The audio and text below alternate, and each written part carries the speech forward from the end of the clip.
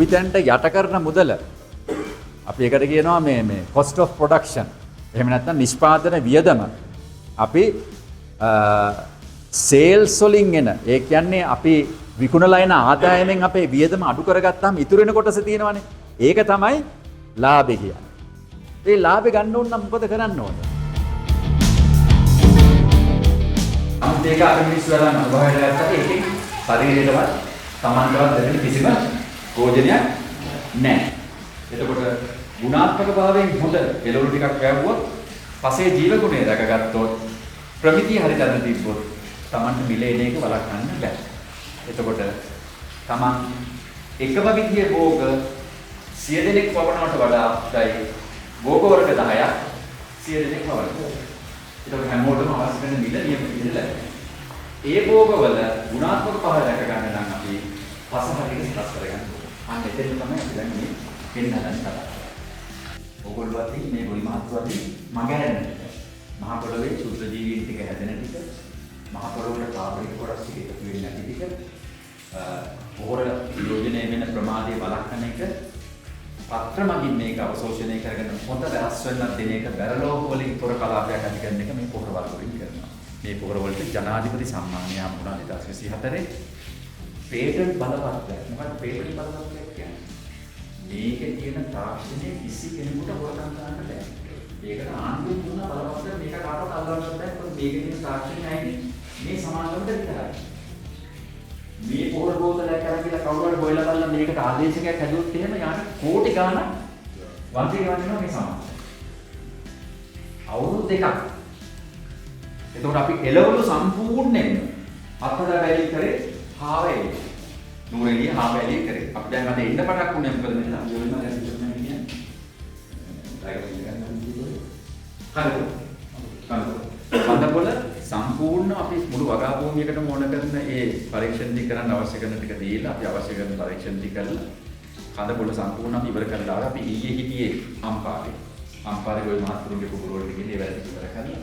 එතකොට මේ පොහොර වර්ගය මේ වෙනකොට ලංකාවේ හැම ගොවි මහත්තයෙක්ම පාවිච්චි කරනවා. එකම දේ තියෙන්නේ මේක මේ පළාත් වලට එන්න ප්‍රමාද වුණා. එතකොට මේ පොහොර වර්ග දෙකක් වෙන එකක් තමයි වර්ධක අවස්ථාවේ යොදන පොහොර. අපි ඒකට කියනවා එල්ලේ ග්‍රීන් එක. මේකේ නයිට්‍රජන් ප්‍රතිශතය ගහේ වර්ධනයට අවශ්‍ය ප්‍රමාණයට දෙන නයිට්‍රේට් අයන හැටි. ඒ නයිට්‍රජන්, ෆොස්ෆරස්, පොටෑසියම් ප්‍රධාන මූලද්‍රව්‍ය තුනයි. ශුද්ධ මූලද්‍රව්‍ය. අපි සිංක්, මැග්නීසියම්, කැල්සියම්, බෝරෝන්, මැංගනීස් දැන් මේ වගේ ශුද්ධ මූලද්‍රව්‍ය පස්සේ නැතුණාම තමයි අපි හිතන්නේ ගෝව ගෙඩියක් ගත්තත් අර පොලිෂ් වෙලා ලස්සනට අර පෙනුම දීප්තිය ඒ කියන්නේ හැඩේ ඒක ඉන්නේ නැද්ද මොකද අර ශුද්ධ මූලද්‍රව්‍ය හරියට පස්සේ නැතුණා. ඔයාලා රුපියල් 50 රුපියල් ලක්ෂයක පොහොර ගහලා රුපියල් 50000කට එළවලු ටික කුල්ලාදී වැඩක් තියෙනවා. ඉතින් ඒකනේ දැන් වෙන්නේ. අතේ කනේ තියෙන දේ උගස් තියලා හරි පොහොර ටික අරගෙන තෙල් අරගෙන ගහනවා. ගහලා ලක්ෂයක් ඊළඟ කරලා රුපියල් 50000 ආදායම ගන්න. ඉතින් ඒකට කියන්නේ ආදායම. ඒක ආදායම නෙමෙයි. ආදායම කියන්නේ ආදායම් වියදම් අතර පරතරේ. වර්තා 50000ක්වත් ආදායමක් තියෙන්නේ ලාභෙ හැටියට. නැත්නම් වැඩක් තියෙනවා. ඔයාගේ ගිය පාර ලාභෙ කොච්චරද කියන්නේ? Los. Hayır mı? මෙසරේ ගොඩක් පාඩු අපිට.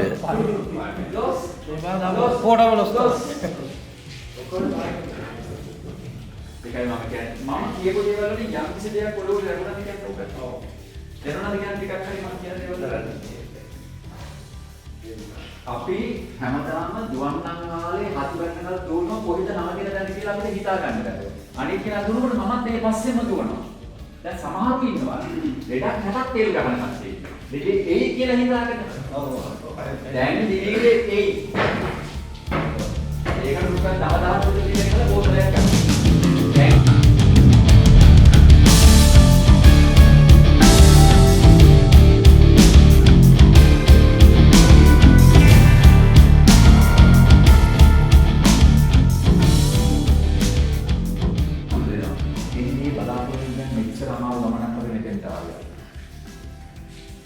පොඩි කාලේම අපි හදවතින්ම මහ පොළොවට ආදරේ මිනිස්සු මම උත්තර ගොවිතැන් කරලා තියෙනවා මම නුවර පොඩි කාලේ කුඹුරු කොටලා හැපතන් වල වට්ටක් කරලා බඩේ දුකිටවලා අපි හොඳට ඒවා කරලා දන්නේ නැත්නම් අපිට නෙමෙයි කතා කරන්න. ඒකට නෝරේලියේ අස රැකගත්තේ නැත්නම් වතුර ටික රැකගත්තේ නැත්නම් ඔයාලා අනාගතයේ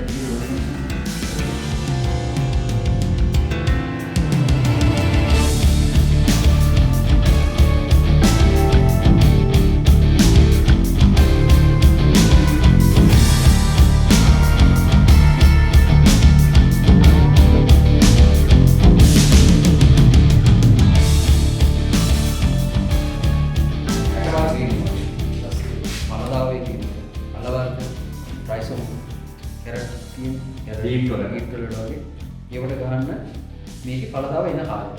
ඉතින් හැදෙන්න පටන් ගන්නවා ඒක ලොකු වෙනවා.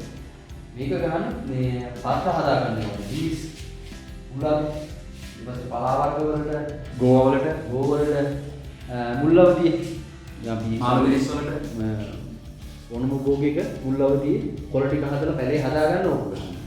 ගත්තට පස්සේ ගෙඩි ගන්න මේකට ගන්න. ගෙඩි ගන්න මේකෙන් ගන්න. මල් හට ගන්න ගෙඩි ගන්න මේකෙන් ගන්න. වර්ධක අවස්ථාවේ කොළපාට මූඩිය තියෙන එක. අපි තුන් ගෝවා ගෙඩිය හැදෙන්න නැවෙන කාලෙට මේක ගහන්න ඕනේ බීට් තලේ බහින්න හටන් ගන්නකොට කැරට් තලේ බහිනකොට රාහු නෝකොල්ලලේ බහින කාලෙට මේක ගහන්න පටන් ගන්නවා. එතකොට පොටෑසියම් තමයි වැඩිපුර අවශ්‍ය වෙන්නේ. මේකේ පොටෑසියම් සංඝටකයේ තියෙන අයන හැටියට මුද්දර පත්‍රවලින් මුරාගෙන අර ගහ මුදවට පිළිපුන්න ගෙඩිය හදනවා. කිසිම වසක් එකක් දරලෝහයක් නැහැ. ඒක තමයි ප්‍රධානම දේ. අපි වර්ගයේ non toxic කියලා කියන්නේ වස විස නැති පොහොර. බැරණව මොකුත් නැති. මේක ගහන්න ඕන වර්ධකවදී. ඒ කියන්නේ සාමාන්‍ය ගහ හොඳට හදාගන්න. මිරිස් ගහ, මාළු මිරිස් ගහ, අනිත් පැල ටික හොඳට හදාගන්න. දැන් කැරට් තලයේ වුණත් සාමාන්‍ය පැලේ හදාගන්න. පළවෙනි අවධියේ විකස් දෙනවා. ඒක ගන්න. මේක මම කෙමිස්ට්‍රි කරා. කෙමිස්ට්‍රි කරා. මම දන්නවා මොනවද තියෙන්නේ, පොර හැදෙන්නේ කොහොමද? විනාශය මොකක්ද කියන්නේ මම කියන්න දන්නවා. ඉතින් තාත ගොඩාක් කල් ඇවිදින්න කරා මේක පටන් අරගෙන කරන්න කියලා. මේක පටන් ගත්තේ ගොඩාක් කල්. ඉතින් අපි ගෙදර ඉස්සර වයින්නවා හරි ගඳයි මොකද්ද මේ කරන්නේ? පිස්සු වැඩ කරන්න එපා කිව්වේ ඒ කිව්වට එයාගේ උත්සාහය අදාරියේ නැහැ. හැමතිස්සෙම ඒක මතින් ඉඳගෙන මේක ඊට පස්සේ ඩිපාර්ට්මන්ට් එකට ගිහිල්ලා ඩිපාර්ට්මන්ට් එකටත් පැහැදිලි කරලා කියලා මේක වෙන්නේ මොනවද මේකේ ආදීනව මොකද්ද ගොඩක් පැහැදිලි කිරීමක් කරලා ඩිපාර්ට්මන්ට් එකෙන් කැමති වුණා මේක රිසර්ච් කරන්න. අවුරුදු 2ක් එයා රිසර්ච් කරා. ස්ථාන පහක කරා. කඩේරු වලට කරා, බීවලට, එළවලු වලට බීවලට තැන් දෙකක කරා. එළවලු වලට හාවෙලිය කරා. අගුරු කොට දැස්සේ තමයි බඩේවි කරේ. ඇත්තටම අති සාර්ථකයි. ඒක කරේ රසායනික පොරේ කාබනික් පොරේ එක්කලා කරේ. හොඳ ඊල් එකක්, හොඳ වැඩිවීමක් තිබ්බා. ඒක ලොකු වේරියේෂන් එකක් තිබුණා. බී වල 120 ඉඳලා 156ක විතර ලොකු වස්සන වෙනසක් තිබ්බා. සමහර පළාත්වල අඩුවට තිබුණා, සමහර පළාත්වල වැඩියට තිබුණා. ඒවට හේතු තිබුණා.